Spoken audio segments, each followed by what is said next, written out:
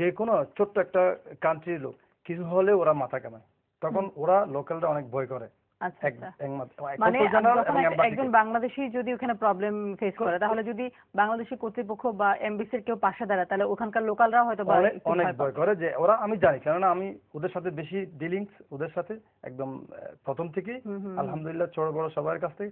কিন্তু যতটুকু তাদের সাথে টাচ, বড় অফিসার আছেন তাদের সাথে আমার অনেক ট্রানজাকশন আছে, তখন তো একটু জানি আমি, সেই জন্য বলতেছি যদি আর একটু চিন্তা করে যে এদের জন্য, আমাদের বাংলাদেশিদের জন্য, তাহলে আমরা অনেক সাহস, তো আমরাও আশা করব যে কর্তৃপক্ষ যথাযথ ব্যবস্থা নেবেন আসলে এই বিষয়টা।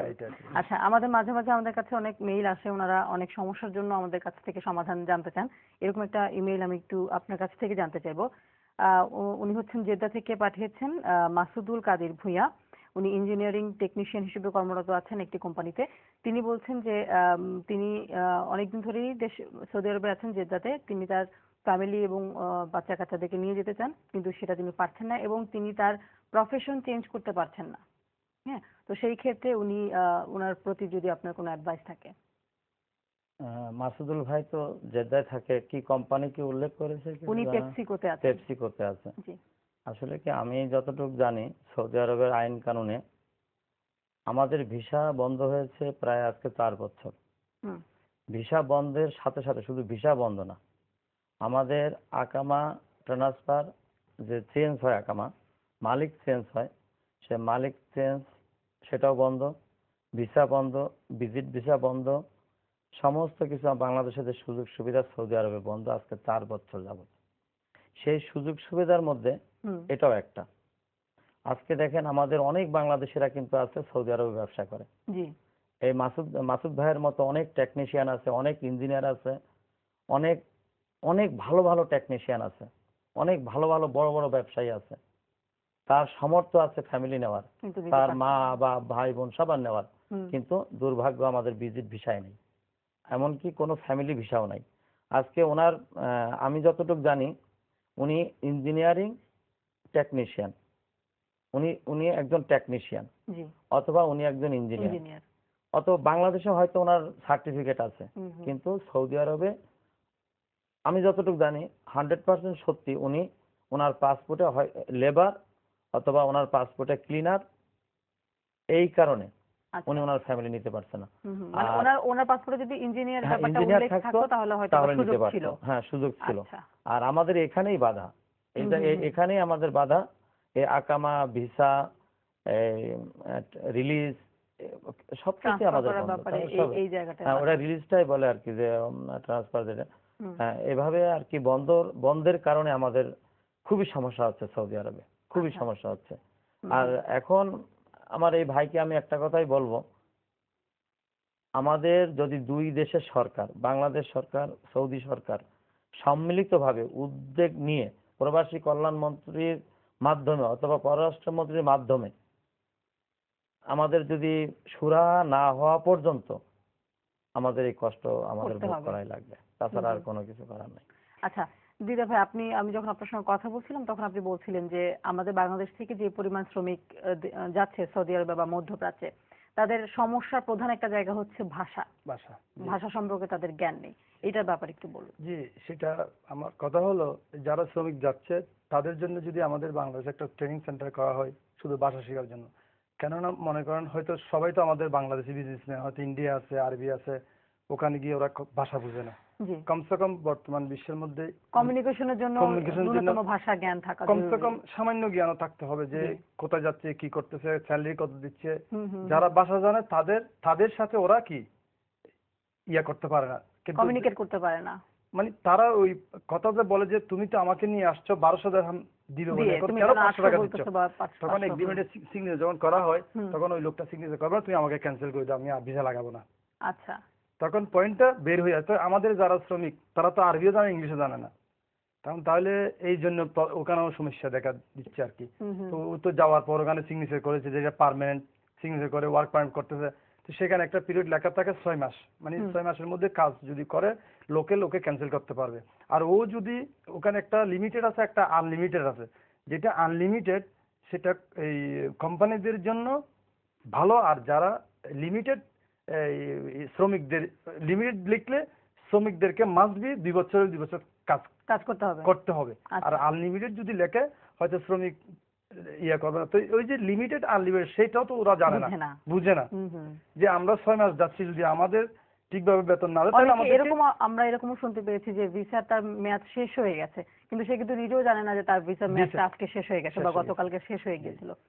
এই সমস্যা অবশ্যই দরকার আছে ভাষাটা প্রথমে কিছু না কিছু নলেজ, এবং আমাদের এই কনসুল জেনারেল অথবা এম্বাসির মধ্যে যেমন আরবি ভাষা জানে দক্ষ, এখান থেকে ওখান থেকে না, এখান থেকে ট্রেনিং ও ইন্টারভিউ নিয়ে কিছু জ্ঞান আছে আরবি তাদেরকে বোঝানোর জন্য, তাহলে এটা আরো সহজ হয়। যেমন একটা সমস্যা হলো এখন আমাদের কনসুল জেনারেল ইংলিশ জানে অথবা আরবি জানে না, তখন ওইটাও সমস্যা দেখা দেয়। এটা একটা বড় সমস্যা ভাষাটা। আচ্ছা কাশিম ভাই, জি বলুন। আমি কিছুক্ষণ আগে যে ওমান থেকে যে ভদ্রলোক ফোন করেছিল, ওনার যে আসলে দুঃখ আর যে কষ্টটা উনি প্রকাশ করলো ফোনের মাধ্যমে, প্রথম কষ্ট আমি এই ব্যাপারে একটু সরি, আমি একটু আবার রিপিট করছি কথাটা। হ্যাঁ, সে কিন্তু আমাদের কাছে প্রশ্ন করলো যে আজকে RTV ডিভাইন গ্রুপের মাধ্যমে আমাদের যে এখানে বসার যে সুযোগ করে দিয়েছে, এই বসাটা মূল উদ্দেশ্য হচ্ছে আমাদের প্রবাসীদের সুখ দুঃখ, আমাদের সমস্ত কিছু সমস্যা নিয়ে এই জায়গায় আলোচনা করার জন্য, যাতে আমাদের একটু সমাধান হয়, সুরাহা হয়, এই ব্যাপার নিয়ে আমাদের একটু কথা বলার জন্যই কিন্তু আমরা এখানে আসা মূলত। তা আমি মনে করি আমাদের সৌদি আরবের ব্যাপারটা মধ্যপ্রাচ্য, সৌদি আরব, কাতার, ওমান সব আসলে আইন কানুন কিন্তু একই রকম, মিডল ইস্টের প্রায় সব জায়গাতেই একই রকম, ভাষা অল্প একটু তফাৎ আছে। তা আমি যেটা মনে করি এই কষ্টটা হয়, আর এই যে আমাদের দূতাবাস সম্বন্ধে যে সমস্ত কথা বললো, এই কথাগুলো আসলে কিছুটা সত্য। আর ওনারাই বা কি করবে, আমরা হচ্ছে গরিব দেশ, আমাদের দেশে এত লোকবল নাই, এত পয়সা নাই যে প্রত্যেকটা মহল্লায় মহল্লায় করে একটা অ্যাম্বাসেডর, একটা দূতাবাস অফিস তৈরি করা। তা যদি আসলে প্রত্যেকটা শহরে, প্রত্যেকটা প্রভিন্সে যদি একটা করে দূতাবাস থাকতো, যেমন আমি দাম্মাম শহরে থাকি, দাম্মাম শহরে কমপক্ষে 8 লক্ষ বাংলাদেশি থাকে, একটা দূতাবাস নাই, আমাদের দূতাবাস অফিস নাই।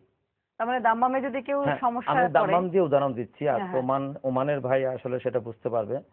যদি দাম্মামে অফিস থাকতো, যদি সেখানে কনসাল জেনারেল বসতো, তাহলে কি হতো, আজকে দেখেন এই প্রবাসীদের সমস্যা হলে যে জেলটায় নিয়ে যায়, সে জেলটার নাম জাওয়াজাত, জাওয়াজাত বলে আরবিতে, আর ওরা আবার তারহিল বলে আর কি। প্রবাসীরা শুনছে তো, তাদের বোঝানোর জন্য আমি বলছি। আজকে জাওয়াজাতে দেখেন শত শত লক্ষ লক্ষ লোক কিন্তু জাওয়াজাতে আটকে আছে, মাসকে মাস, বছরকে বছর, কি যে কষ্ট, এসি নাই, বাথরুম নাই, খাবার নাই, কি কষ্ট। আমাদের রিয়াদে হচ্ছে দূতাবাসের অফিস, অ্যাম্বাসেডর অফিস, অনেকখানি যেতে হয়, এখান থেকে 600 কিলোমিটার দূরে। আচ্ছা, এরা মাসে একবার আসে। এখন তাদেরই বা কি দোষ? যদি আজকে সরকার পর্যাপ্ত লোকবল, হ্যাঁ, সরকার যদি দাম্মাম একটা অফিস করতো, তাহলে কিন্তু সপ্তাহে একবার যদি যেতে পারতো, কষ্টটা লাঘব হতো। হ্যাঁ, তারপর আমাদের দাম্মামবাসী যখন পাসপোর্ট ডেট শেষ হয়ে যায়, তখন কিন্তু আমরা অপেক্ষা করি রিয়াদে কখন যাব, আবার কখন 1 মাস পরে দূতাবাস আসবে। হ্যাঁ, এই কষ্টগুলো হতো না যদি আমাদের সরকার প্রত্যেকটা প্রভিন্সে, অন্তপক্ষে জেলায় না দিক, শহরে না দিক, একটা প্রভিন্সে যদি একটা করে দূতাবাস অফিস থাকে, তাহলে আমাদের জন্য অনেক ভালো হতো, আর এই কষ্টগুলো আমাদের হতো না। আচ্ছা, আমরা আরেকটি প্রতিবেদন দেখে এসে আপনার সঙ্গে কথা বলছি। বর্তমান তথ্য প্রযুক্তির ক্রমোন্নতির ফলে তথ্য আদান প্রদান এখন অনেক সহজ হয়ে উঠেছে। এমন এক সময় ছিল যখন চিঠি ছিল তথ্য আদান প্রদানের একমাত্র মাধ্যম, কিন্তু এখন আর হাতে লেখা চিঠির প্রচলন এক প্রকার নেই বললেই চলে। দর্শক, চলুন দেখি এ নিয়ে একটি রিপোর্ট। রিপোর্টটি তৈরিতে সহায়তা করেছেন সৌদি আরবের জেদ্দা প্রতিনিধি মেহেদি হাসান।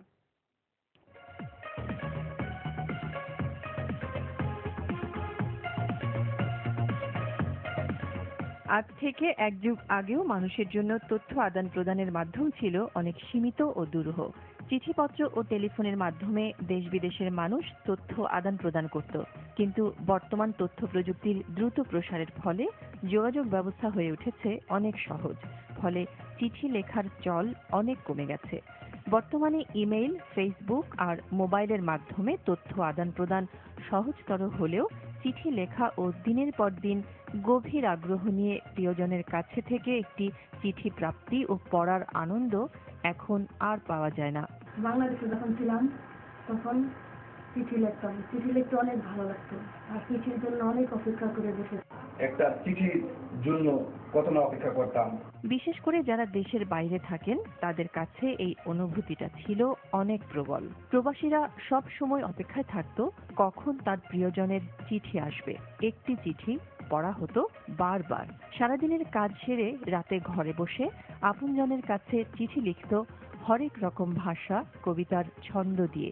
এককালে প্রবাসীদের একমাত্র যোগাযোগ রক্ষা করার মাধ্যমটা ছিল চিঠি, দেশের মা বাবা আত্মীয় স্বজনদের সাথে যোগাযোগের জন্য। বর্তমান কালে টেলিফোন এবং মোবাইল, SMS, কম্পিউটার যুগের মাধ্যমের কারণে আমরা অধিক থেকে অধিক সহজতর ভাবে সবার সাথে যোগাযোগ রক্ষা করতে পারছি। তাই বলে আমাদের সেই প্রাচীন ঐতিহ্যকে ভুলে যাওয়া যেমন ঠিক নয়, তেমনি করে আধুনিকতার ছোঁয়া আমাদের মাধ্যমে পরশ ফোলা, সেটাই আমার শুভকামনা। প্রিয়জনের চিঠি পড়ে কখনো আনন্দে, কখনো কষ্টে চোখের অশ্রু ঝরত। সেসব দিন আজ অতীত। চিঠি প্রাপ্তি ও পাঠানোর আনন্দ আজ না থাকলেও বর্তমান তথ্য প্রযুক্তিগত অগ্রগতিকে অবশ্যই স্বাগত জানায় প্রবাসীরা।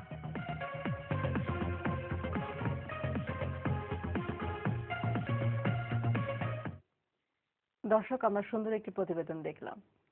এই যে প্রতিবেদনটি আমরা দেখলাম, আসলে এটা সত্যি কথা যে প্রযুক্তি যদিও আমাদেরকে অনেক বেশি হেল্প করেছে আত্মীয় স্বজনের খুব কাছাকাছি থাকার জন্য, তারপরও একটা বিষয় থেকে যায়। আচ্ছা, যাই হোক, সেই বিষয়ে আমরা পরে যাচ্ছি।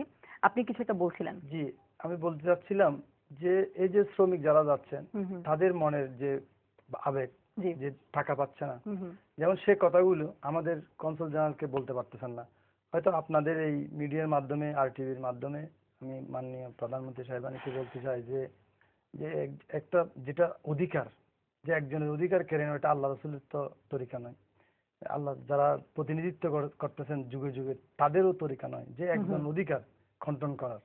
তাহলে ওই লোকটা তো টাকা খরচ করে যাচ্ছে, তাহলে আমি টাকা পাচ্ছি না, বেতন পাচ্ছি না, তাহলে সেটার জন্য কাকে বলতে হবে? আমাদের যারা সরকারের প্রতিনিধি তাদেরকে।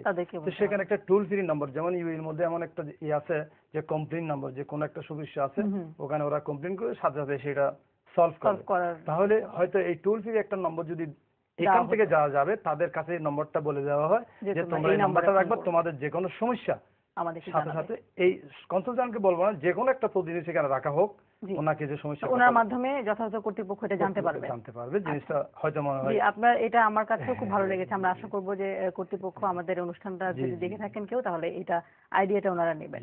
আচ্ছা, আমি আপনার কাছ থেকে একটু জানতে চাইবো যে আপনি বলছিলেন শুধুমাত্র বাংলাদেশি যারা আছে, প্রবাসী বাংলাদেশি শ্রমিক, তাদেরই শুধুমাত্র মালিক চেঞ্জ হয় না, এটা কেন? মানে অন্য সবাই করতে পারে মালিক চেঞ্জ বা আকামা চেঞ্জ, বাংলাদেশিরাই কেন পারে না? আমি কিন্তু আসলে একটু আগে আপনি বলে গেলাম যে আমরা আসলে সৌদি আরবে থাকি, আমরাই বলতে পারতেছি না কেন যে আমাদের এত সমস্যাগুলো হচ্ছে। এত সমস্যা আসলে কয়েকদিন আগেও আমি একটু আগে বললাম যে আমাদের বাংলাদেশিদের সমস্ত সৌদিয়ানরা, সমস্ত কোম্পানি এখন ভালো বলে। যখনই আমরা কোটেশন সাবমিট করি, আমাদের বাঙালি আমাদের কাছে আমাদের সবচেয়ে বড় সমস্যা হচ্ছে কোনটা? শতকরা 80% মালিকের লাইসেন্সের উপরে রেড সিগন্যাল। রেড সিগন্যাল যাদের, তাদের কারোর আকামা। আচ্ছা, আমরা জানতে পারলাম কিছুটা আপনার কাছ থেকে। আমাদের অনুষ্ঠানের সময় একদম শেষ। আর অনেক কিছু আপনাদের কাছ থেকে জানার ছিল আমাদের। মানে আমরা ভাবছি যে দর্শকরাও আরো অনেক কিছু পেতেন আপনাদের কাছ থেকে। আবারও কোনো একটা অনুষ্ঠান আপনাদের সঙ্গে দেখা হবে। আপনি ভালো থাকবেন। আপনারা ভালো থাকেন। আপনাদেরকে ধন্যবাদ অনেক অনেক। এবং আপনাদের মাধ্যমে যে এত সুন্দর অনুষ্ঠান করেছেন, এবং যেন সকলে যেন এই যে আমরা আপনাদের সাথে যে কোঅপারেট আপনারা করেছেন, যেন এটার মাধ্যমে যেন আমাদের সরকার এবং সরকার বিরোধী দল সবাই যেন একত্রিত হয়ে যদি আমরা তাহলে অবশ্যই আমরা ধন্য হব। জি জি, আপনাদেরকে ধন্যবাদ। দর্শক, এতক্ষণ দেখছিলেন ডিভান গ্রুপ সীমানা পেরিয়ে অনুষ্ঠান। আমাদেরকে আপনার মতামত বা তথ্য জানাতে ইমেল করুন এই ঠিকানায় simanaperia@rtbbd.tv। আগামী পর্বে আবারও দেখা হবে। সে পর্যন্ত সবাই ভালো থাকুন। ধন্যবাদ সবাইকে।